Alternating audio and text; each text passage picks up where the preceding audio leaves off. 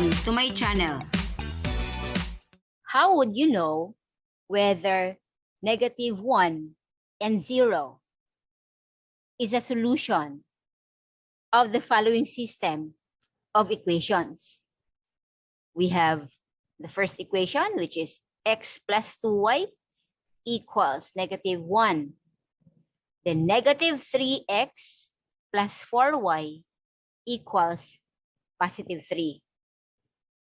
Kung mapapansin ninyo, doon sa mga previous videos ko, especially yung solving linear equations with 3 variables, ang ginagamit ko na method ay elimination method. Pero this time, gagamit muna ako ng ibang method para maiba naman. So, iyon ay tinatawag na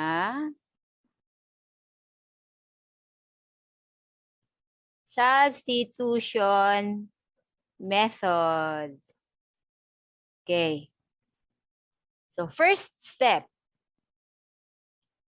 Okay, let me repeat. Ito yung first equation natin and then second equation. Sa substitution method, mag-substitute ka lang. But before that, gagamitin mo po muna itong first na equation. Okay, we have x plus 2y equals -1. Then, kukunin natin yung initial value ng x. Okay?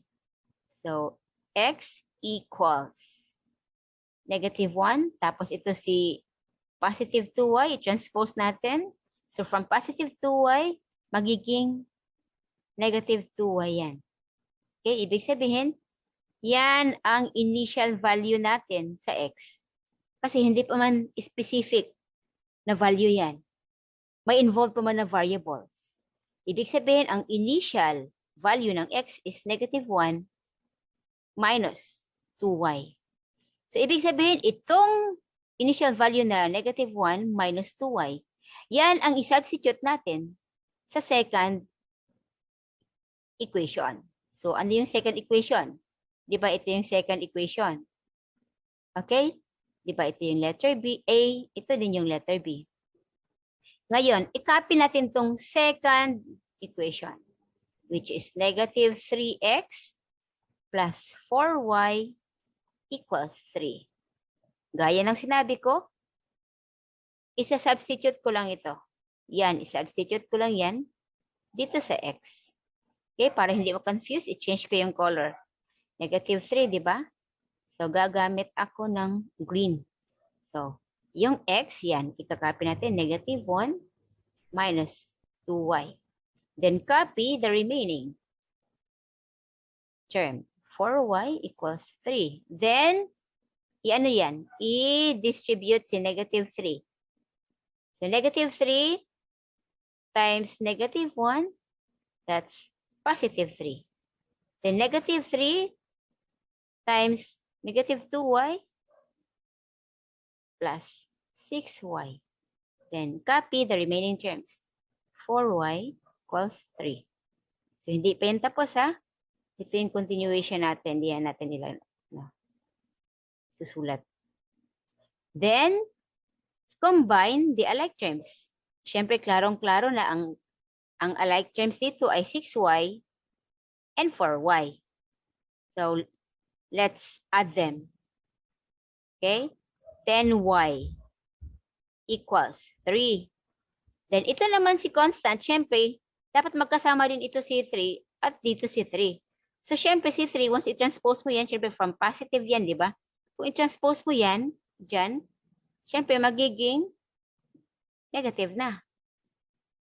From positive, pagdating dito, negative na. Okay. Let's continue. Copy. Then, 3 minus 3, that's 0. Then, 10 divide by itself. Sa left, ganun din. Sa right. Then, cancel. Our value for y is 0. Now, ano ang gagawin natin? Ito si y ay yun ang ating i-substitute. Puro kasi substitute, di ba? I-replace natin. Yung value ni y na 0. Specific na, di ba? Change ko muna yung color para ano naman, attractive yung ano natin, presentation. Okay. Ngayon, ito. Gagamitin ko itong first equation. Yan. Let me copy x plus 2y equals -1. So, i-substitute ko yan or i-replace ko yan si 0 kay y. So, x plus 2 then times 0 equals -1. Then, x plus 0 equals -1. Siyempre, x equals -1. So, ibig sabihin, ang value ng x is -1. Let me repeat. Yung question na, paano natin malalaman kung itong -1 na x at 0 na y is a solution of the following equation? Okay? Let me reveal, no? Na this is an ordered pair. Pares yan. Si -1, yan si x. Ito naman si 0, yan si y. Ngayon, before ako mag-decide kung solution ba talaga siya, mag-checking tayo para hindi naman tayo basta-basta na lang na magsasabi na oo pero hindi naman pala. Baka may violations tayong nagawa. Titingnan ko talaga kung totoo ba talaga to, kung tama ba yung ginagawa ko. So, katulad ng mga ginagawa ko, even sa mga previous videos ko, meron tayong checking. Okay? Change ko ng color. Maglalagay ako ng checking dito.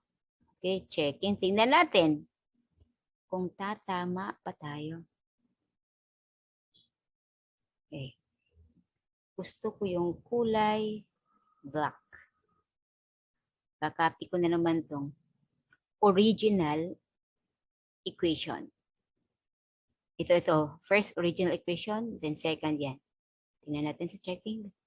X plus 2y equals -1. Now, since naalam naman natin ang mga specific values ng x at y, no, which is 0 and -1, tingnan natin ha kung equal ba siya to -1.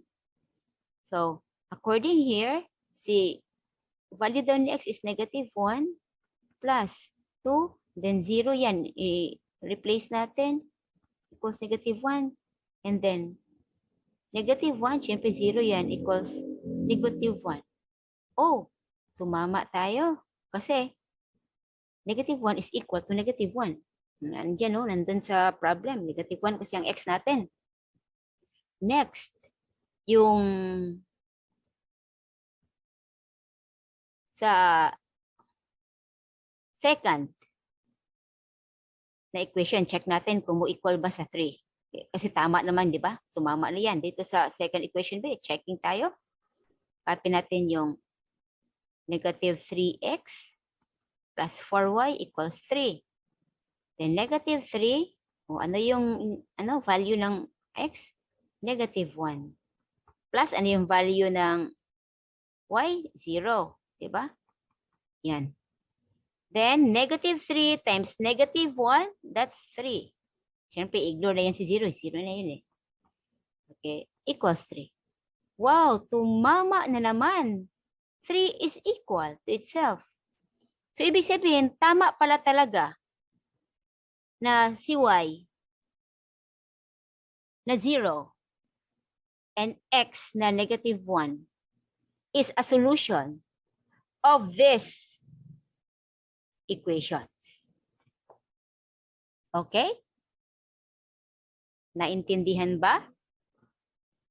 Sana meron na naman kayong natutunan And please do not forget to watch my previous videos. And you know what?